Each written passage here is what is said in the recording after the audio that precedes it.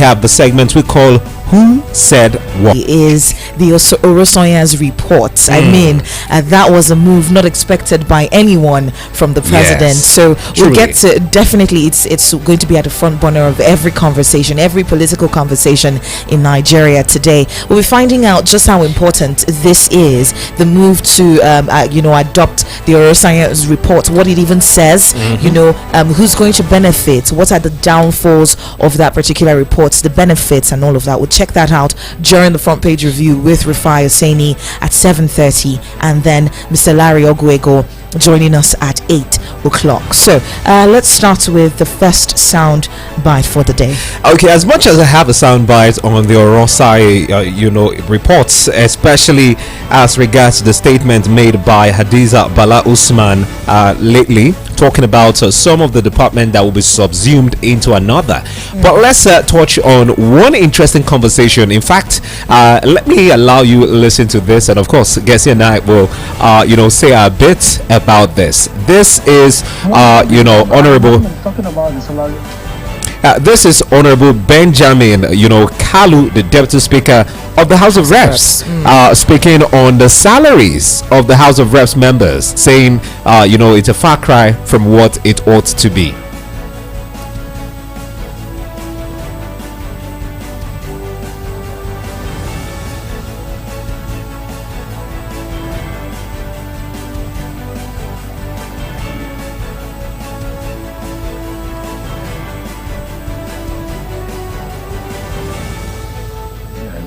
It's not as much as people think.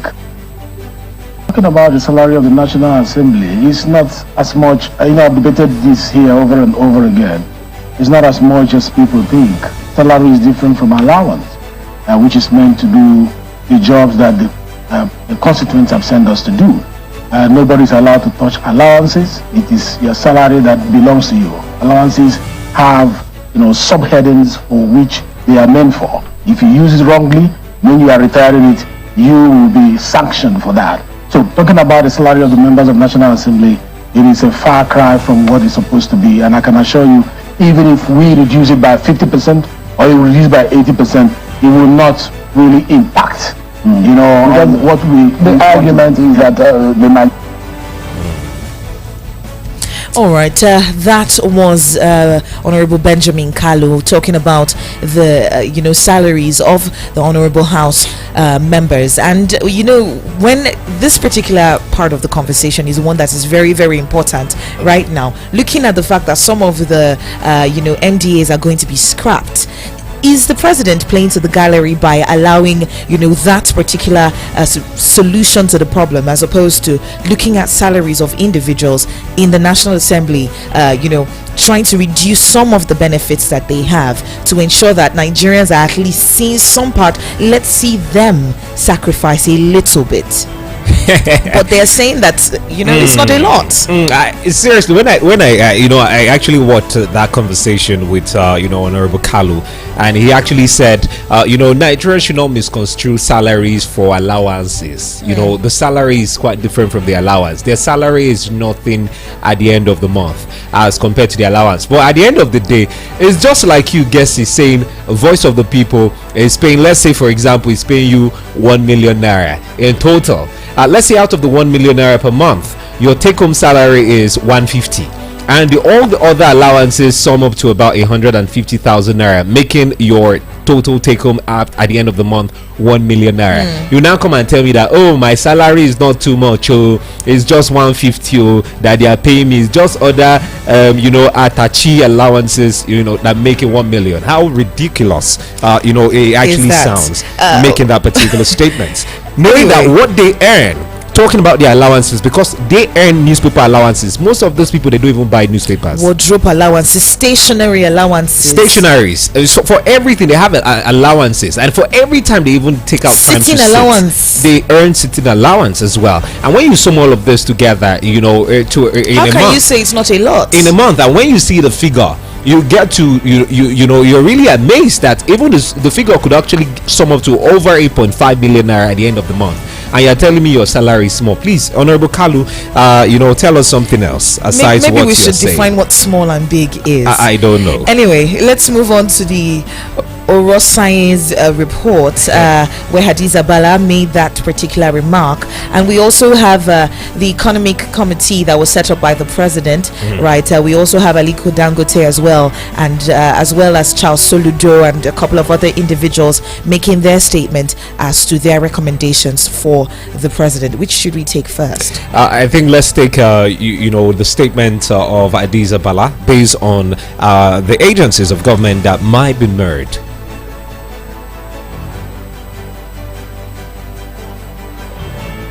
Public subsumed to function as a department under the Bureau for Public Service Reform. The Border Communities Development Agency to be subsumed to function as a department under the National Boundary Commission.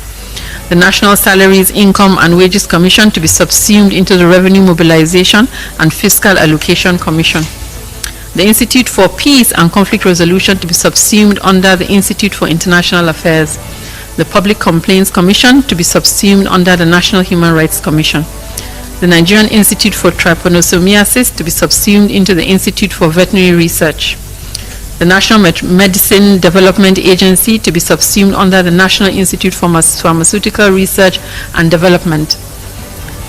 The National Intelligence Agency Pension Commission to be subsumed under the Nigerian Pension Commission. For agencies to be relocated, the Niger Delta Power Holding Company to be relocated to the Ministry of Power. The National Agricultural Land Development Agency to be relocated to the Federal Ministry of Agriculture and Food Security. The National Blood Service Commission to be converted into an agency and relocated to the Federal Ministry of Health. The Nigerian Diaspora Commission to be converted into an agency and to be relocated to the Federal Ministry of Finance. The Servicom to be subsumed to function as a department under the Bureau for Public Service Reform. The Border Communities Development Agency to be subsumed to function as a department. I think we had a very, very good meeting, and what we discussed is generally about the economy, food security, security of the nation. We discussed everything in detail, and I think there is the economic presidential advisory which has been set up, and I think this will look at all the issues and address them. Coming from creating job creation, coming from food security, coming from also reflating the economy. So all these things, they've been discussed in detail. I can't give you all the details right now, but we are hopeful and we are a great nation. Okay, that was Aliko Dangote, coming off from the conversation they had with the president, especially the president announcing the establishment of an, economic advisory council, where we had the likes of, former governor of Central Bank, Soludo. We had, Abdul Samad as well. We had some key individuals, Tony Elumelu as well, making up that advisory council. And before that, you listen to, Hadiza, who is the special advisor to the president on policy coordination, talking about some agencies and departments of government that will be submerged and some that will be scrapped so far. Now, looking at all of this development as well, some have actually said that there could be a possibility that part of the conversation the president had with the Economic Advisory Council is going back to the 2012 Oronsaye report. Remember, that report was actually put together by the administration of former President Goodluck Jonathan, especially as they were looking at what they were going to do to cut down cost of governance. A lot of Nigerians have been really excited about this particular development, but what is worthy to note at this particular time, especially as regards the implementation of parts of this report as stated by President Bola Ahmed Tinubu, let me tell you that after the meeting, Jonathan actually ordered, the implementation of this white paper. That was after his administration, because it happened. The report itself was in 2012. Going after that, he implemented part of it. And also, when President Bola Tinubu came in as well, he also ordered the implementation of the same Oronsaye report. And now, Tinubu is here, ordering the implementation of the same report. Three successive governments implementing one report. at the end of the day, it seems like nothing has been done. You need to ask yourself critical questions like this. This particular government seems a lot more serious about this particular report, as opposed to every other government that we've seen trying to adopt the white paper, from the Oronsaye's report as well. But we'll get into the meat of the matter with El-Rufai in just a moment. We have the front page review coming up. We also have Labour having, they also broke away. We saw TUC saying that, government has already started paying some parts of our own wages, so we are not joining you in the planned protests. We'll check all that out because, Labour is set to start their protest today. Just what that would look like, we would look at that in a bit. But just note that we are live on YouTube. It is at Voice of the People Abuja. Voice of the People Abuja. Join us on YouTube, Voice of the People Abuja. And of course, we've actually heard, some of the complaints and recommendations made by you.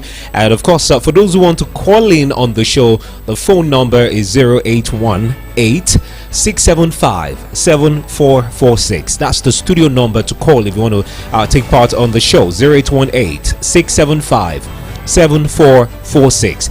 And the WhatsApp number, you can also WhatsApp call us via the number 0700 010 961 961 0700 010 961 961. Of course, let's go pay some bills. When we come back in a bit, we'll be having a conversation with FRCN. Stay with us.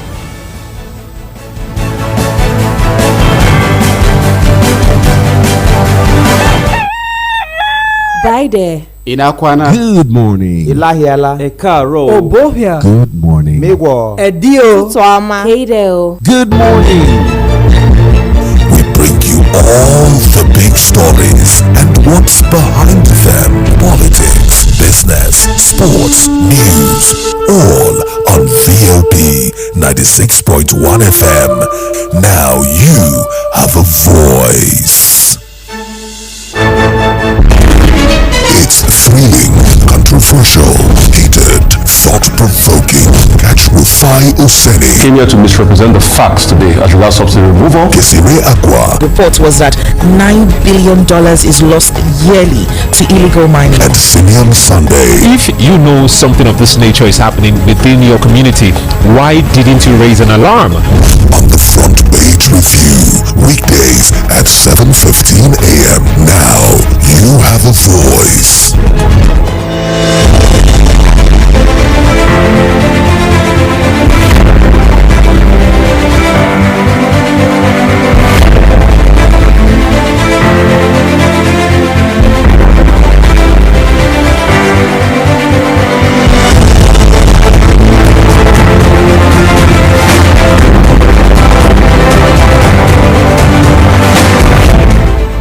You're welcome back. This is still the front page review on Voice of the People 96.1 FM. Good morning. And of course, we've been joined by FRCN. Good morning to you.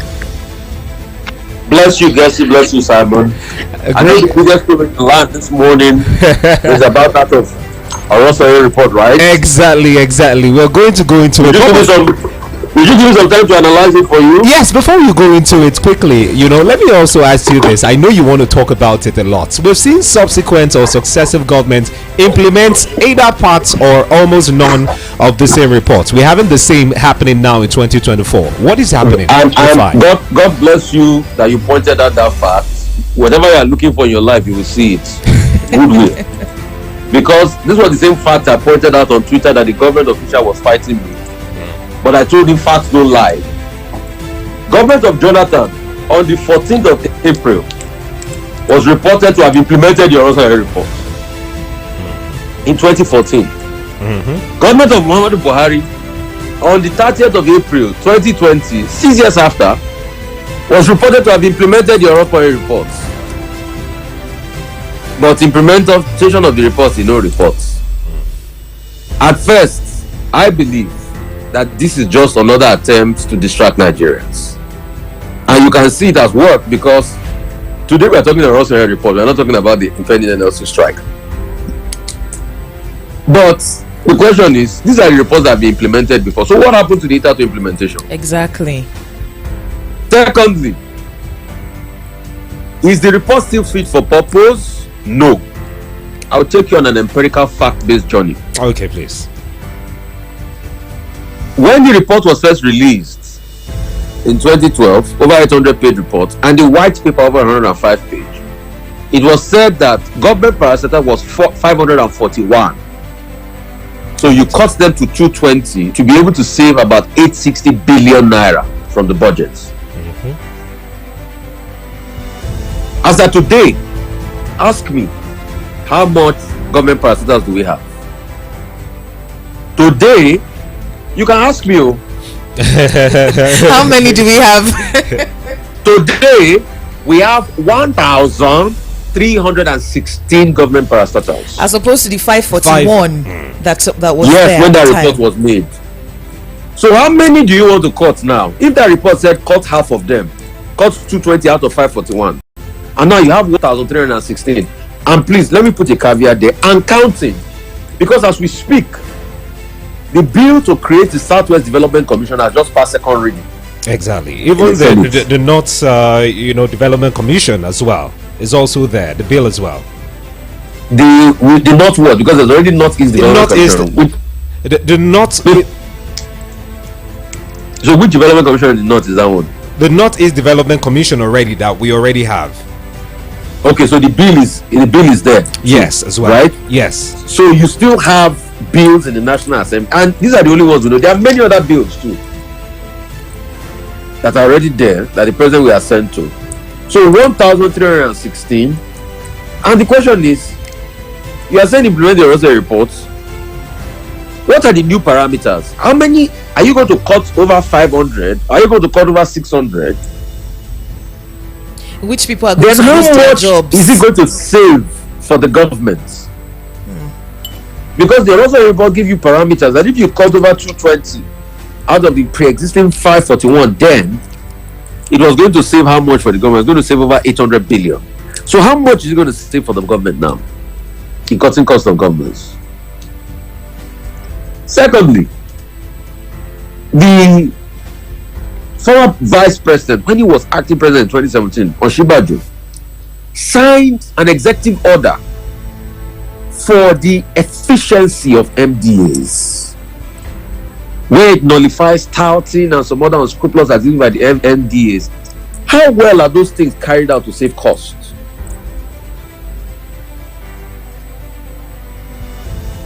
Thirdly, the same President Tinubu that said he wants to do Oronsaye reports, he came in by increasing the size of government. Is that not added cost? He has over close to 50 ministers, because there were many people he needed to give IOUs to, political IOUs. Is that not increasing cost of government? This same President Tinubu gave 160 million each to National Assembly members. That's over 2.something billion. So if you give that 2.something billion, at least, see, because me, I know, I'm a builder. I built a library. At least I will build you, without 2.something billion, I will build you many schools. Directly, though, many new schools. If it were for the increase in the price of, if I manage that money there, look at me. If I manage that, I will build you over 100 schools, primary schools, maybe block of classroom, 6 blocks to maybe 12 classes. I'll build you over 100 schools. That money they used to give to lawmakers to just buy cars that they will change after 4 years, because the moment you drive a car out of the car park, depreciation sets in. So I will build you many schools. That I can assure you, because I've practically done it. It's not just that I'm talking. I built a library from start to finish. I know the cost. I know cost of cement. I know cost of roofing. I know cost of nail. I know cost of tires. I know cost of door. So it's not that we inflate. I will cut the money and use it economically. So, but we didn't prioritize that, and coupled with that, he spent about 7 trillion in ways and means. What did he do with the money? This same president, when he came, he had to collect supplementary budget to run government. The question is, how much has he even cut in the own budget that goes to his own presidency parastatal? Buying car for his wife, buying car for this, buying car for that. Is it not the same in this same country that somebody wake up one day and say they want to build the residence of the vice president? So I don't know all those things increasing the cost. But Mr. Rufai, some of these MDAs that are being recommended for either merging or subsuming or scrapping, entirely, aren't they redundant? Do we not even need that reform in that particular, in this particular guise? With due respect to, I am not saying don't cut redundant NGOs. I'm just saying that there's no political will. It all just ends as announcement. That's why you see that we've implemented it on 2 different occasions. That's what I'm saying. Okay. I understand. I don't know if you get my point. I understand your pessimism, truthfully, but looking at looking at it critically, other times we always read this from the front page of newspapers. Successive governments stating that we need to implement this report. But should I say, for the first time, we are seeing critical movement being made? Just looking at the statement. With due respect, this is not the first time. And please, Simon, go and get your facts right. You are talking to a man of facts. Go and get your facts right. This is not the first time. In fact, let me read this to you. You need to hear this. Let me read it to you. I'll read something to you. You need to hear this. So to show you that you didn't get your facts right. Get your facts right. I will read this to you. When you're done, I'll state mine as well. Go ahead, please. No. Yeah, you state your own, but I'll read it to you that on the 10th of April 2014, the newspaper story reads, the president directed the secretary to the government of Federation, Senator Ayim Payasayim, head of service of the Federation, Alhaji Bonji Aji, to constitute the committee. Information Minister said Jonathan issued directive yesterday at FEC to commence the rationalization, and the committee will work on the merger of agencies already marked for mergers. He said the president assured the council that the government will be fast in implementing the 105-page white paper report to cut cost of governance. You will recall that the white paper on the report of Oronsaye of restructuring had been publicized. The president here had implemented the committee to start merging the agencies, to start work already, which we did not see happen at the time. So when you say, in fact, what President Jonathan said here was more coherent than what President Tinubu said. Because President Tinubu just given a 12-week timeline. President Jonathan said start immediately as at then 2014. That's why I was telling you that you didn't get your facts right on this. Now let me talk about it. You didn't get your facts right. Let me talk about it. President Jonathan was more assertive on the starting than what President Tinubu just announced now, but he didn't still fall through. I totally understand. Now let's look at the place of the DJs in all of this. Some Nigerians have actually raised concerns that why maybe possibly the committee that was set up during the Goodluck Jonathan era in 2014, right after the Oronsaye report in 2012, was because of the activities of some DJs who were not working in tandem with the policies of the government. And now we've seen a statement by Bala Usman, talking about basically some of the agencies of government and even departments that will be submerged into one. I don't want to go through that, very lengthy, but looking at that, what is the place of the DJs is ensuring the implementation of this particular report? Because at the end of the day, it now seems like the DJs are the ones even calling the shots or not even calling it at all.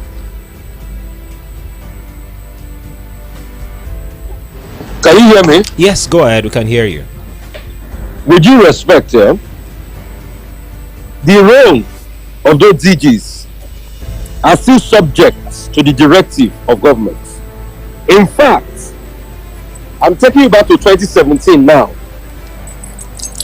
President Yemi Osinbajo, then Vice acting President. Okay. No, I know what I'm saying, okay? Okay, go ahead. I deal with facts. Acting President Yemi Osinbajo in 2017, you can go and check, he was acting president. He was vice president after, but then he was acting president. as acting president of the federation, signed an executive order in May 2017, around that time, saying that there must be efficiency in those MDAs. There must be efficiency across board in those MDAs, where he addressed many issues on tax waivers and things like that. So most of those dealings of the DGs are taken care of, and the argument of the DG is not working in concert with the government.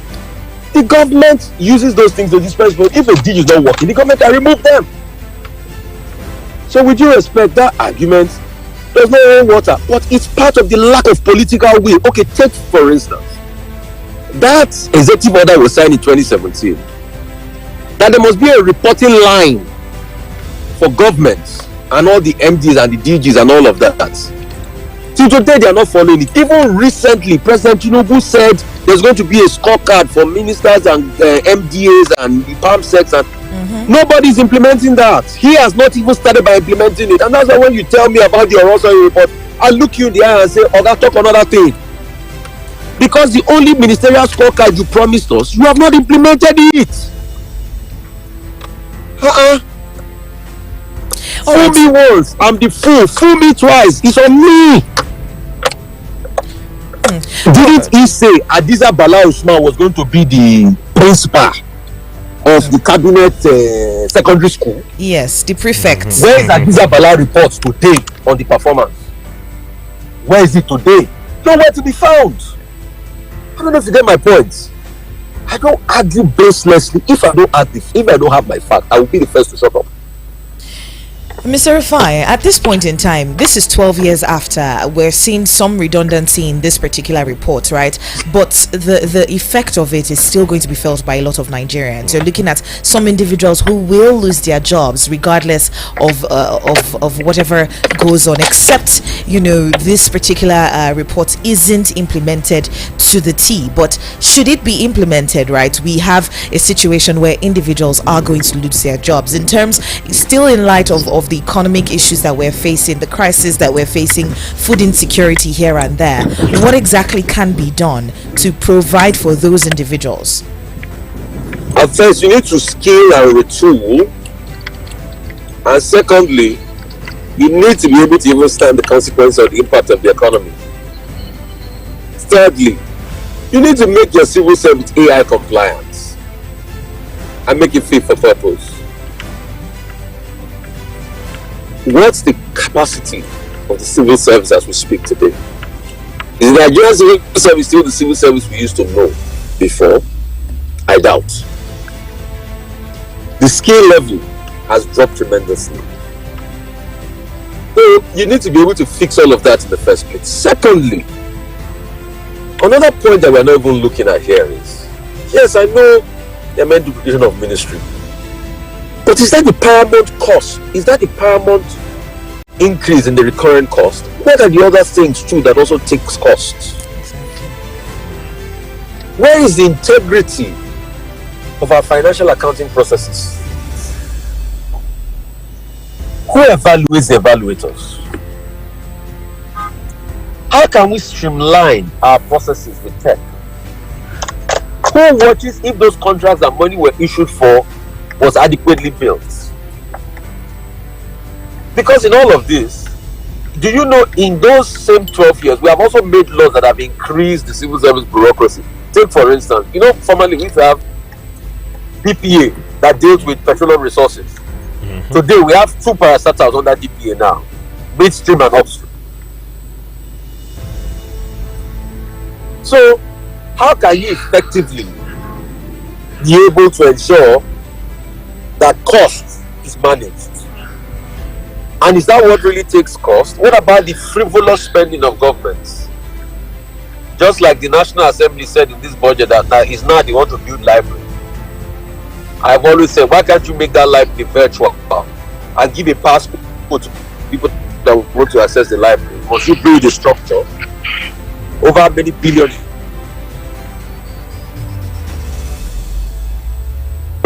go to that one again. So these are the things we talk. All right, Mr. Rufai, let's move away from the Oronsaye's report and look at the NLC protesting today. And I have to go now. I will go. Okay. Just quickly touch on the NLC protest. The police had deployed an anti-riot squad, and they're promising protection and all of that. What exactly is your take and your statement to the NLC? Going on in this strike. Hello, Mr. Rufai. No, the government already achieved the distraction they wanted. So we're talking about the other, but we're not talking about NLC strike. The first was a distraction. Due respect. And we also saw the TUC. So we also saw the TUC sort of leave the NLC standing on its own in this particular protest, saying that some of them have been paid their wages, and as such, the NLC will embark on the protest on their own. Mr. Rufai, at this point in time, do we even have one united Labour in Nigeria, as opposed to what we had during the Adams Oshomole period?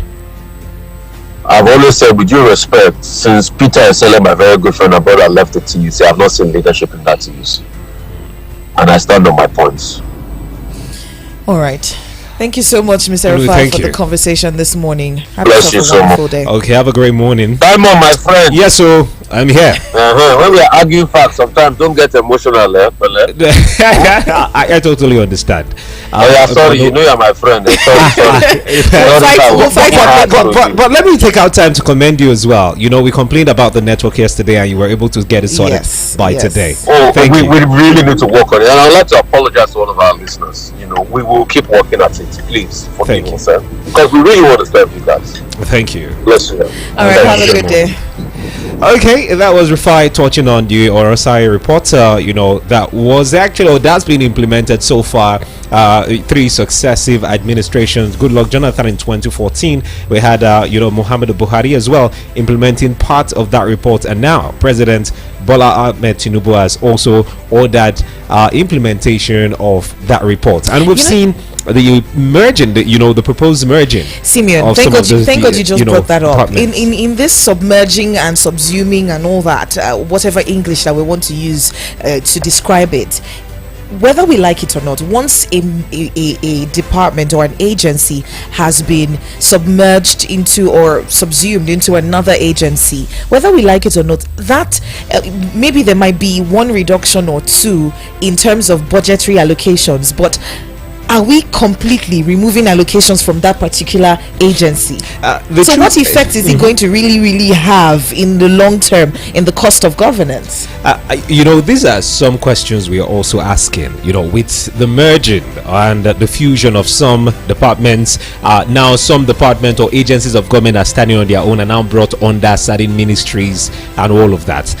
It's a good way to go, because these are part of the recommendations Nigerians have made in a pretty long time, even before the Oronsaye report even came into fruition some years back. Simeon, the question is, but the concern is, is it going to have on our budget? Yes, there'll be budgetary allocation to this, this department or ministries after they've done their mergers and everything. But what we should be critically asking ourselves is will we see people losing their jobs at the end of the day? Because you need to understand, Simeon, the point of this particular Oronsaye's report is to reduce the cost of governance. I understand that. How far is this going to go? What are the empirical what's the proof? What are the figures that we're dealing with? I mean, we saw during the Goodluck's administration very detailed this particular Oronsaye's report, as opposed to as regards to the amount of money we'll be saving, the different agencies that should be scrapped, the ones that should be subsumed, the other ones that should be maybe broken away, reduced in one way or the other. We saw empirical data to this extent. Now we're having over 1,000 MDAs. We're having issues here and there.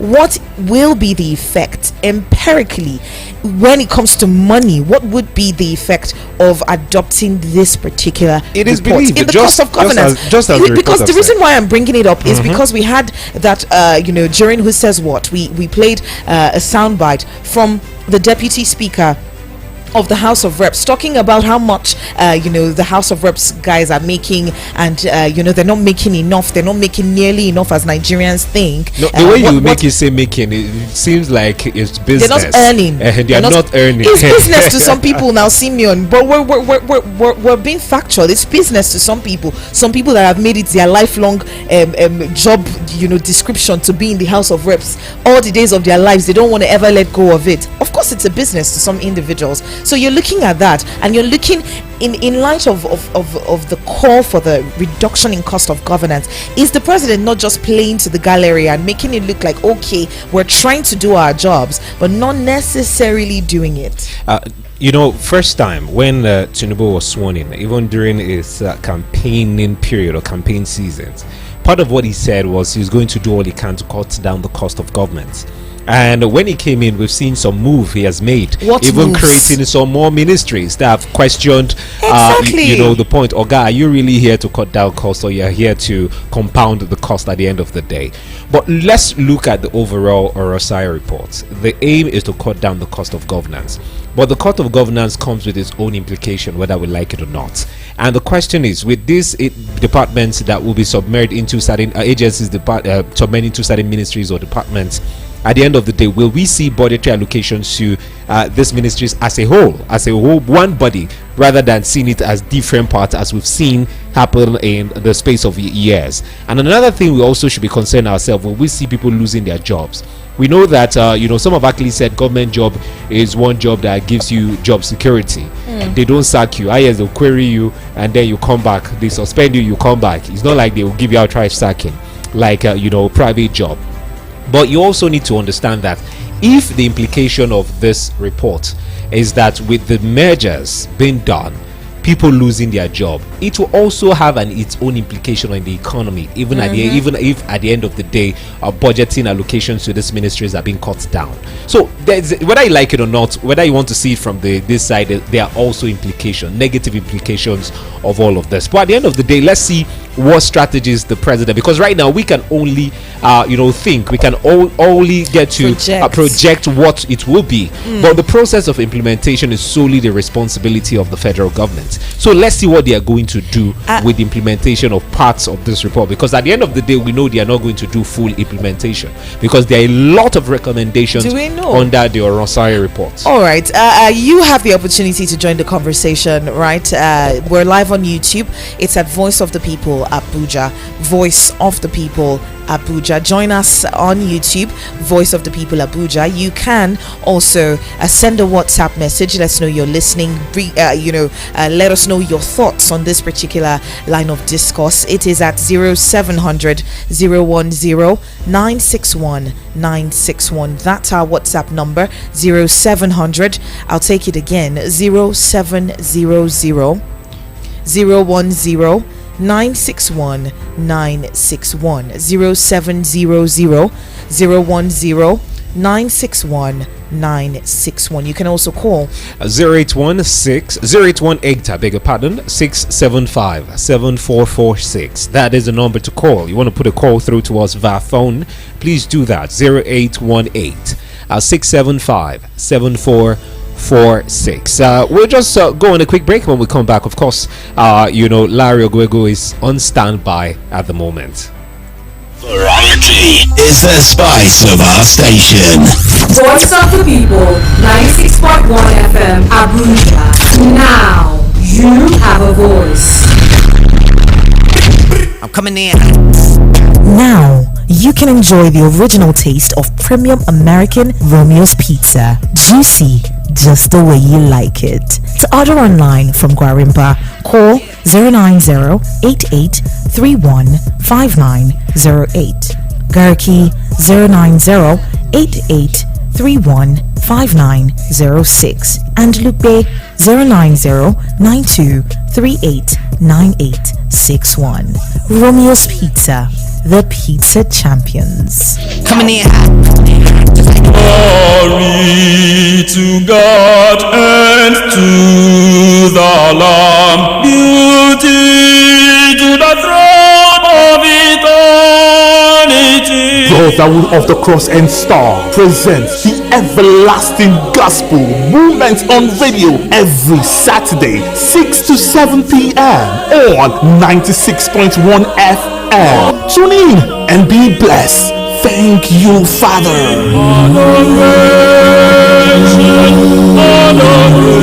Others may drop the mic. I talk into it. If you're in need of a voice, well, I've got one. Voice of the People, 96.1 FM.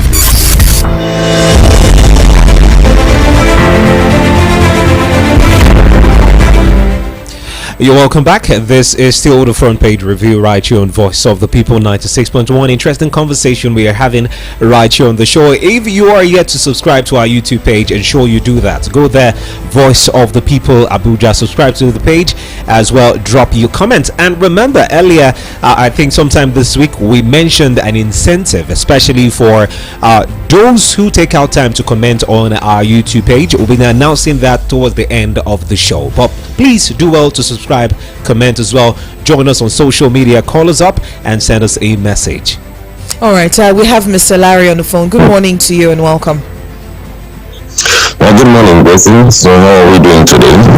It's heated in the studio. That's what it is. Very heated this morning. It's all the AC. My dear, the AC is not cooling us at this point because the country is currently debates. The conversation is heated across the country, not just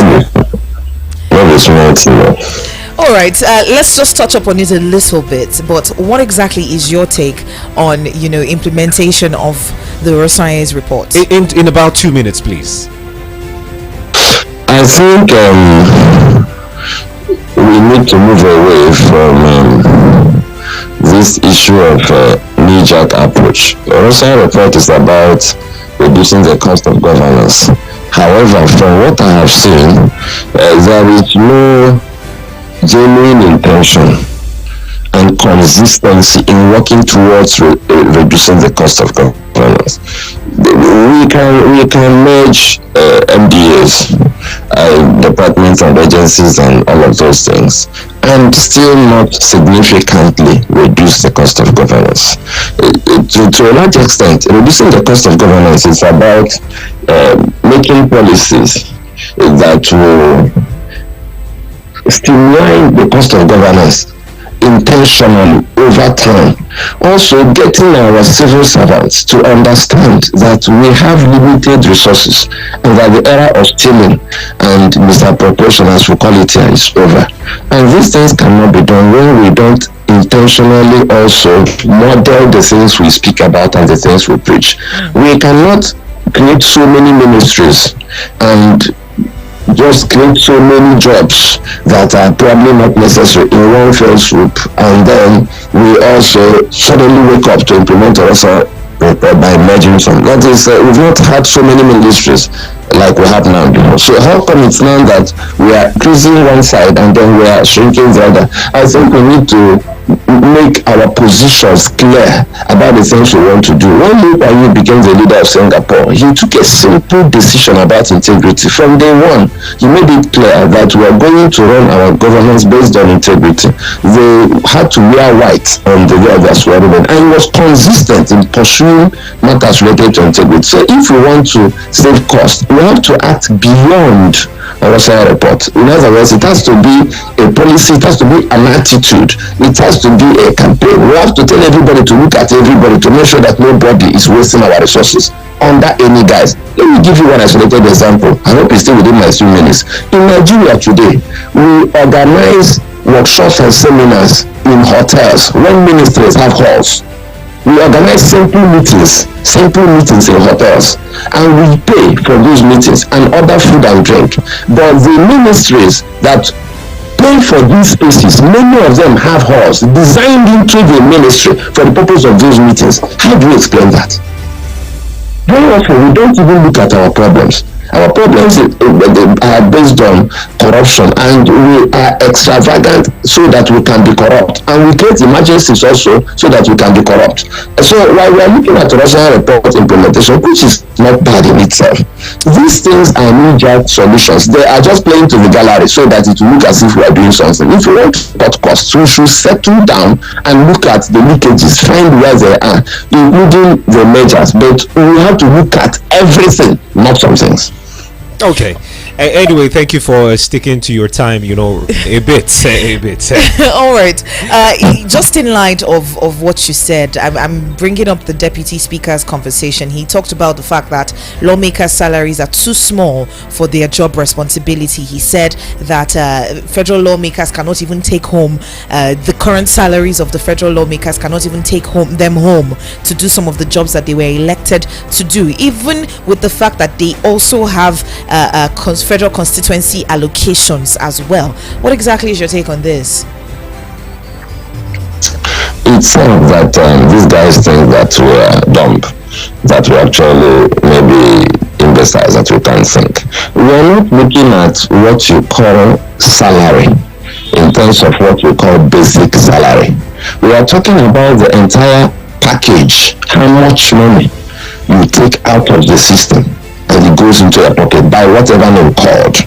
It's not about saying, oh, my salary is 20 naira a month, and then at the end of the month, by way of newspaper, the provision for newspaper allowance, furniture allowance, shirt and trouser allowance, all sorts of allowances, the person now gets 2,000 naira. Remember, the salary is supposed to be 20 naira, but the person gets 2,000 naira. I think the problem we have is that we are very deceptive and we like defending the indefensible. For instance, when they were trying to defend what was being spent buying cars for them, I was very sad. Some of them sounded so hollow. Some of them sounded actually stupid trying to defend it. I wouldn't have defended it myself. If I was a member of the National Assembly, I would have refused to speak of that matter because there was nothing to say.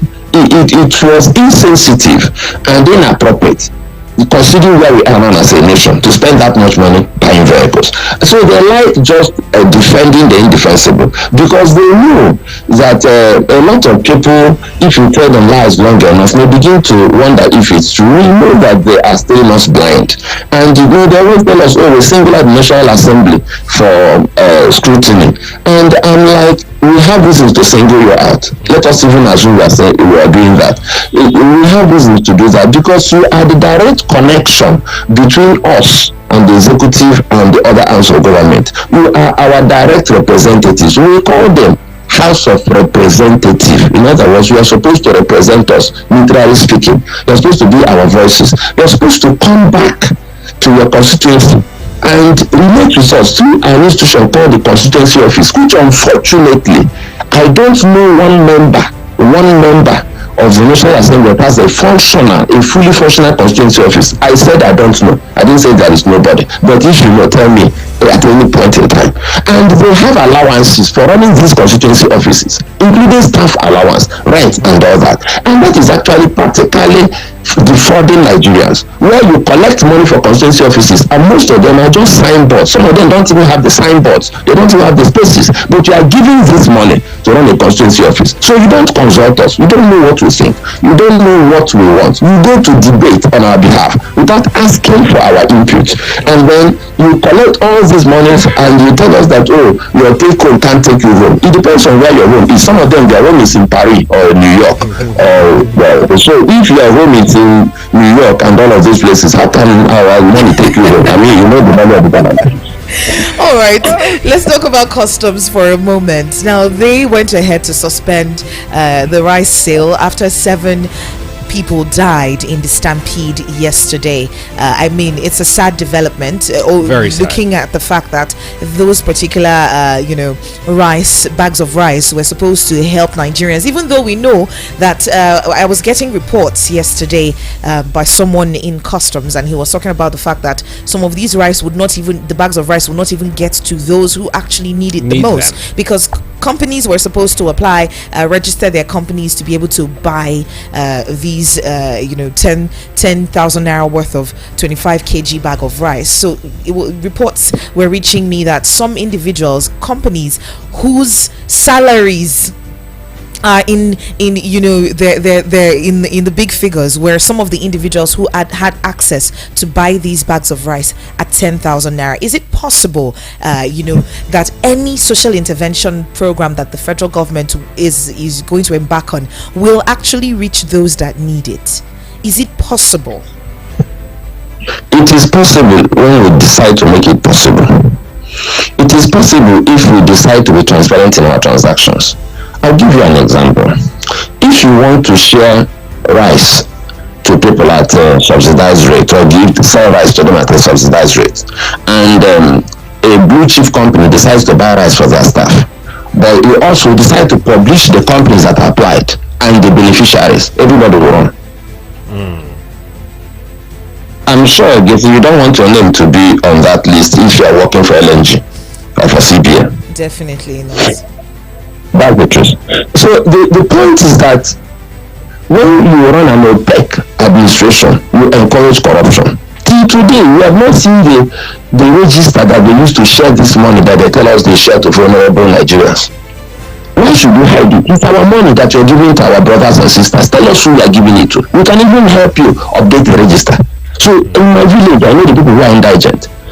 In my city, I know some people who are indigent. I can actually help you update that register. But when you are opaque, when we don't know who you are giving the money to, you actually not give the money to anybody at all. Like me, I've not seen anybody who benefited from any of those things. So if you want to share rice or sell rice like a subsidized rate, what you should do is open a portal. Make these things open.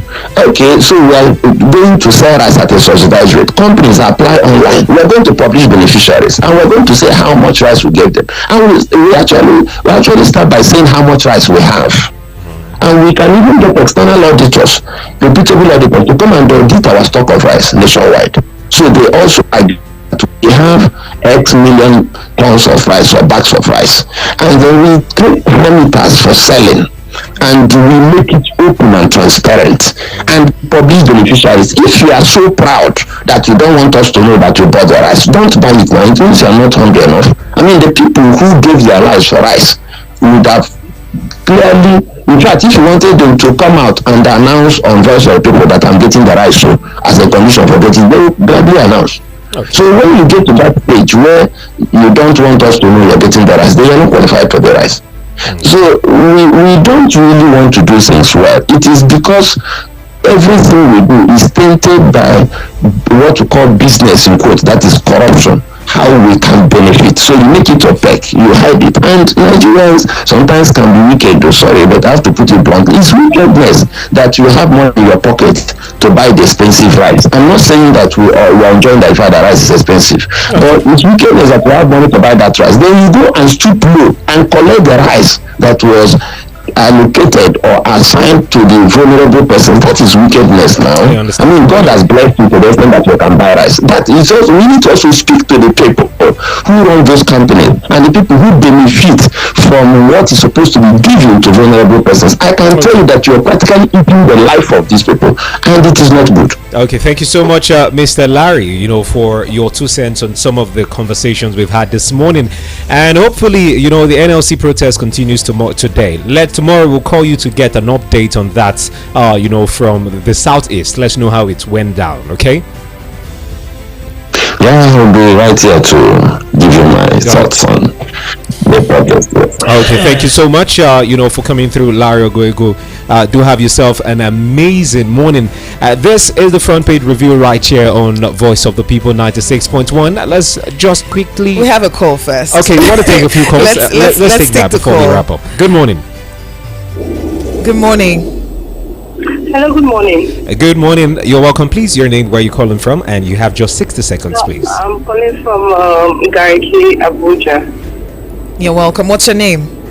Thank you. My name is Evelyn Magdalene.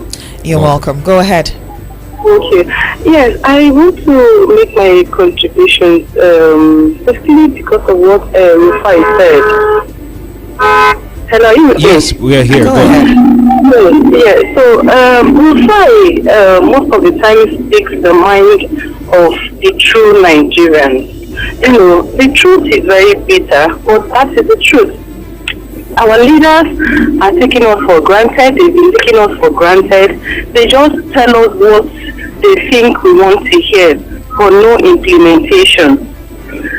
No implementation. This one will come and say it all, and the other one will come and say it, but yet no implementation. The cost of governance is not mainly in these ministries that they want to merge or whatever. How can you have a local government chairman having convoys of about 10, 15 cars with fuel that it's so like fuel now is gold. You have a councillor with convoys, and yet you say you want to reduce the cost of governance. These people are taking us for granted, and I just pray the NLC will just stand by its word. I just hope they wouldn't go there and get a usual peanut bribe and then keep quiet. Our voices need to be heard. We are good. The Nigerians, the common Nigerians are suffering. We don't just want to read on the paper. We want to see implementation. We want to see things happen. We want to see things happen. The suffering is too much. How can you have a government officer who drive fuel, go to his office and leave his AC on, his car will be running? Why? Because he's scared. His car must be on standby in case of anything. You enter his car and run away. Okay. Yes, his car will be on. So, if we want to be truthful to ourselves, let us start with the government. Like the government I'm talking about is the ministers, the governors, the president. We should start to reduce our costs, our feeling. They say we should stop eating 3 square meals, but they are still eating. A breakfast of a minister is like, so please, we should be truthful to ourselves. Please. Thank you. Okay, thank you so much, Evelyn Magdalene, for calling in. At 17 minutes gone past 8 o'clock, feel free to join the conversation. 081-8675-7446. 0818-675-7446. That is the number to call to be a part of the show this morning. Or you can actually send us a voice note on WhatsApp, 0700-010-961-961. But before we get back to your call, still here on the front page review, we have an interesting conversation we'll be having right now as well for the next 10 minutes. Something that you need to know about. Of course, we have Rex Baningo from PPL, if I'm not mistaken. At least I still remember the name of the organization. Good. You can adjust the mic. Okay, good. Welcome Rex Baningo. How are you doing today? Very well, good morning. Great to have you on the show. Good morning to you. Welcome to Voice of the People. Yes. Okay, so tell us, what do you have for us this morning? Okay, wherever PPL is mentioned, we are known for one thing, which is tech security. When we talk about tech security, it has to do with leveraging on technology to tackle every issue of security that you might have. We all know that this is one time, the times we're in now, it's very important for you to note that you are the chief security officer to yourself. Yeah, the government is doing what they can, the police is doing everything they can, but then they still rely on you to provide vital information to help them do their job effectively. And if we're not doing our part, obviously at the end of the day we'll just discover that we'll leave ourselves porous. I keep asking one thing, that why would you leave yourself to chance? Why would you just make yourself an easy target for criminal when you can actually take precautionary measures? Now, how do you take precautionary measures? One is to ensure that you have a car tracker installed in your car. Two is to ensure that you have a CCTV installed in your house, your premises, and your environment. Three is to ensure that because let me tell you, once anything happens, let's say a car is stolen, the first place obviously you will go to is to the police, and the first question the police will ask you is that you have a car tracker.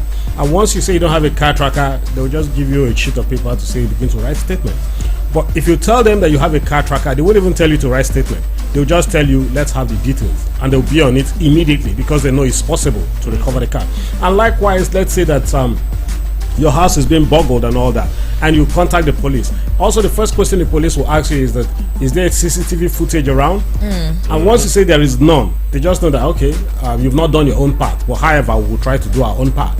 So don't leave yourself to chance. Take precautionary measures. And that's why PPL is here to ensure that we'll provide you all the services at an excellent price. And again, we've been in this business for the past 10 years. Stay counting. We have office not just in Abuja, Lagos, and other locations as well. So you need to take precautionary measures. You can always contact PPL if you want to know more about our car tracking services, about our CCTV installations. You can always reach us on 0813 0918 302. I take the number again, 0813 0918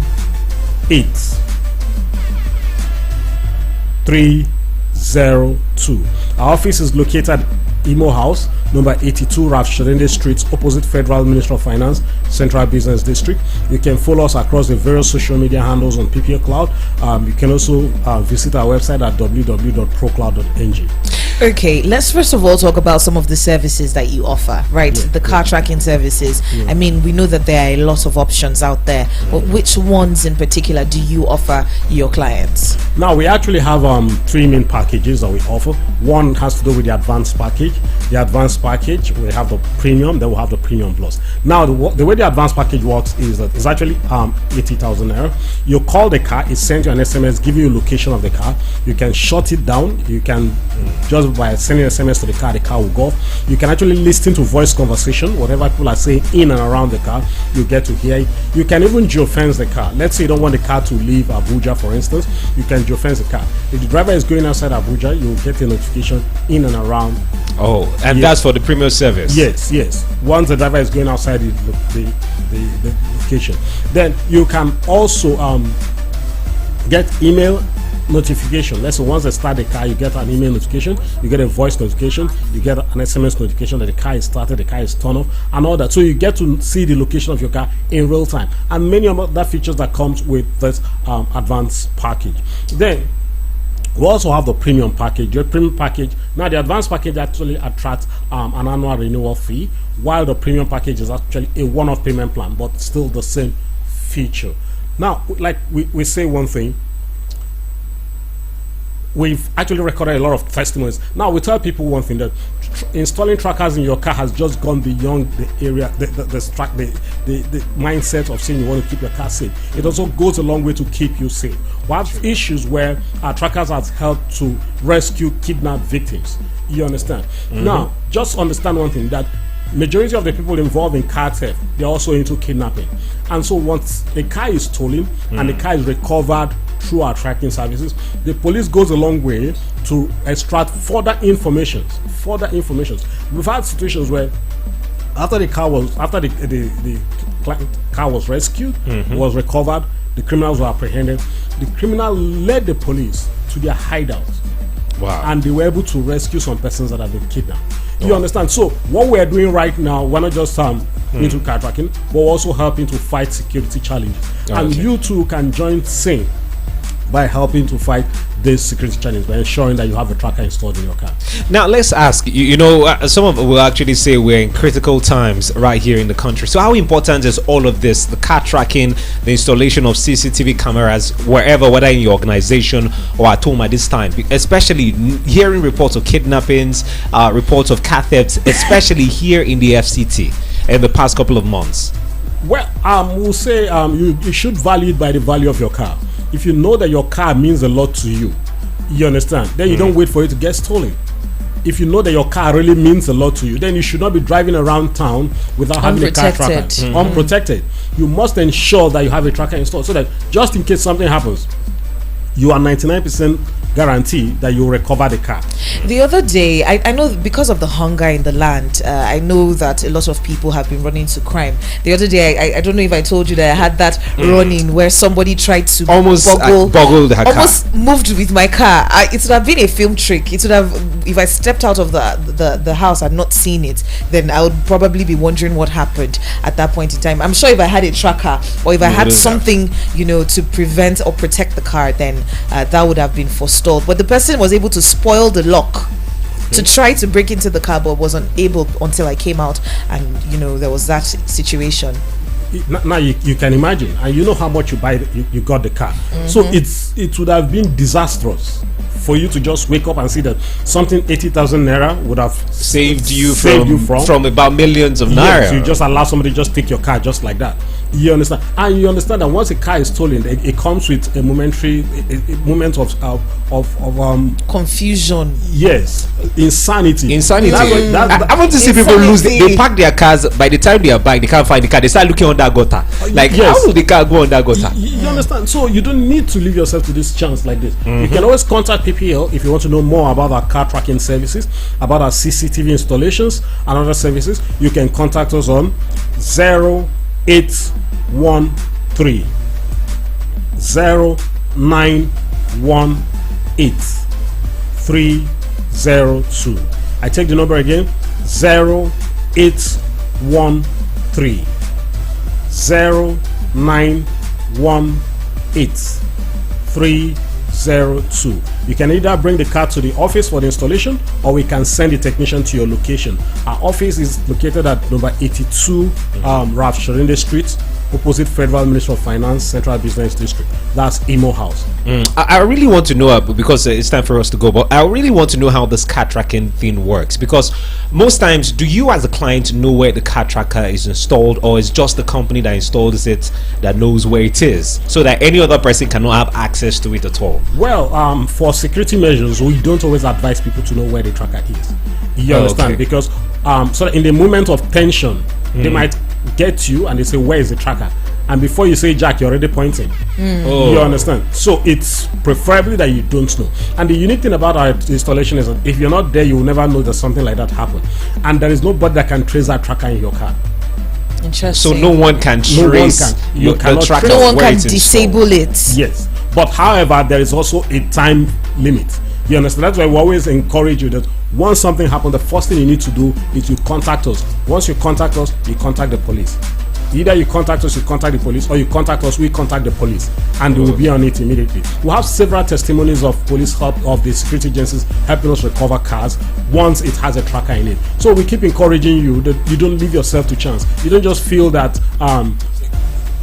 we know that God is protecting us, but at the same time, we should protect ourselves as well. Even renowned men of God move around with security men. Why they would have allowed themselves? They move around with security men. Even security men themselves, licensed to carry gun. They are one of our major clients. They come for it. They rush having trackers in their car. That's why they are licensed to carry gun. You check their pigeonhole, they have gun, licensed one. And you that you're not even licensed to carry machete. You don't even have a car tracker or even a CCTV installed. All right, the number to call once again is 0813 0918 302. I take the number again, 0813 0918 302. Located at Imo House, number 82 Ralph Shirinde Street, opposite Federal Ministry of Finance, Central Business District. You can follow us across the various social media handles on PPL Cloud. You can also visit our website at www.procloud.ng. All right, thank you so much, Mr. Rex, for having a conversation with us this morning. Thank you very much. And Gessie, please get your car, car tracker installed before you come back, and then God will not allow you that they move our car. Very beautiful car. Thank you. All right, to you listening, this has been Front Page Review on Voice of the People 96.1 FM. Thank you so much for tuning in. Don't forget, you can always catch up on past episodes of our conversations on YouTube. It's at Voice of the People 96.1 FM. Voice of the People 96.1 FM is the station to tune into, and you can always join the WhatsApp platform. It's 0700 010 961 961. My name is Gesere. And I am Simeon Sunday. See you at the top of the hour. Sports Bit rather is up next.